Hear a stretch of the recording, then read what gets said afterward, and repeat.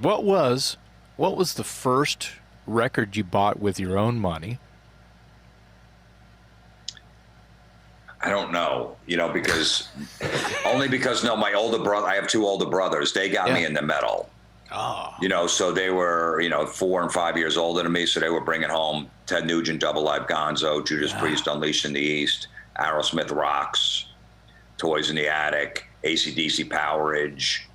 If you want blood, you got it. So I just, whatever they were playing is what the Sabbath, obviously. So I don't know. I don't remember the first one that I actually bought, but I just remember I'd be driving the backseat of the car. We'd just be driving around, stereo blasting, and they'd be playing music, and that was it. So that's how I got hooked. What was your first concert?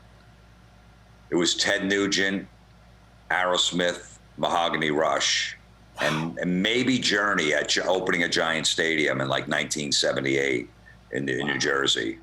Yeah. And then 3 weeks later, I saw Van Halen open for Sabbath on the Never Say Die tour at the Madison Square Garden. 79. Which, by the way, Van Halen did not blow Black Sabbath off the stage. I'm tired of people saying that. It's a myth. Wow. They did not. They took Van Halen had 2 songs out at that time. They weren't. No one knew the album. No one even knew who the fuck they were. Me and my brothers bought the record because we saw Van Halen. Who's this? They're opening. You Really Got Me, and I think Running with the Devil were playing on the radio at that point. So yeah.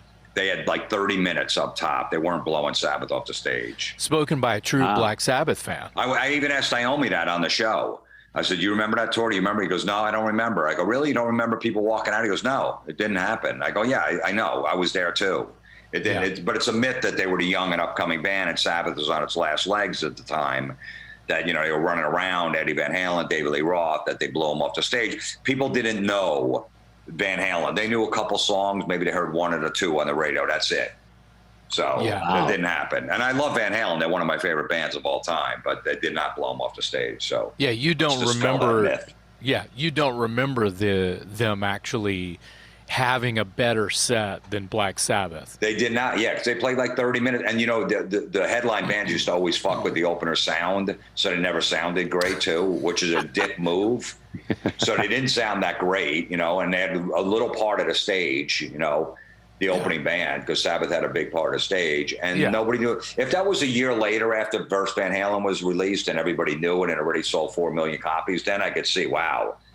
The audience knew every song off the record, but the record was only out for like 4. Well, I think it came out in March, so it was August.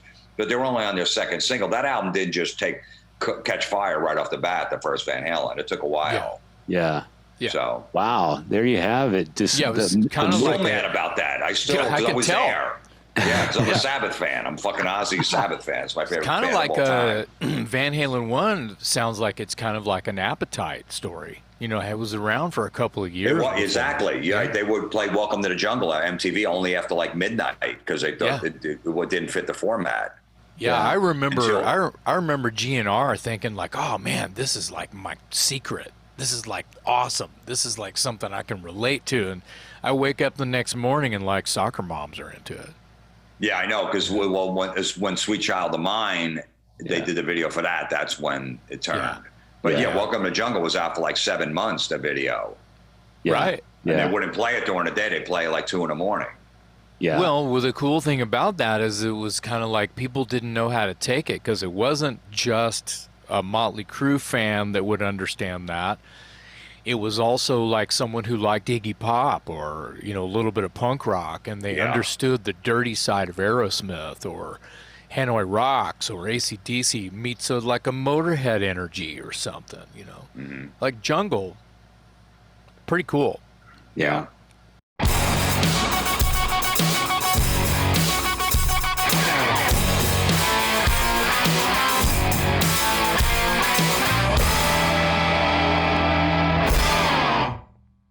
Yeah, he's cool as fuck, man. Yeah. Hey, Dave, thanks for having me on the show.